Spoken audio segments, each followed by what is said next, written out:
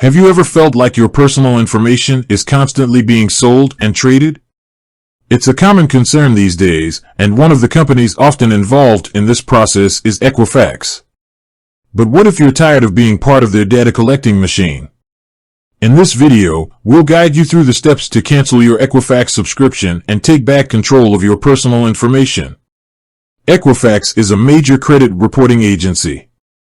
They collect and maintain personal financial information on millions of individuals. While this information can be useful for things like getting a loan, it also makes you a target for identity theft and other fraudulent activities. Many people subscribe to Equifax's services for various reasons, such as monitoring their credit score or getting access to additional credit reports. However, if you're no longer satisfied with their services or simply want to protect your privacy, canceling your subscription is a viable option. Step-by-step guide. Gather your information. Before you start the cancellation process, you'll need to gather some essential information. This includes your Equifax account number, your name, your address, and your phone number. You may also need to provide your social security number or other identifying information. Locate the cancellation option. There are a few ways to cancel your Equifax subscription. You can do it online, by phone, or by mail. Online cancellation. Visit Equifax's official website and navigate to the customer service section. Look for a link or option that says cancel subscription or something similar. Follow the on-screen instructions to complete the cancellation process. You may be asked to provide your account information and confirm your decision. Phone cancellation. Call Equifax's customer service number. You can find this number on their website or by searching online. Explain to the customer service representative that you want to cancel your subscription. Provide the necessary information, such as your account number and personal details.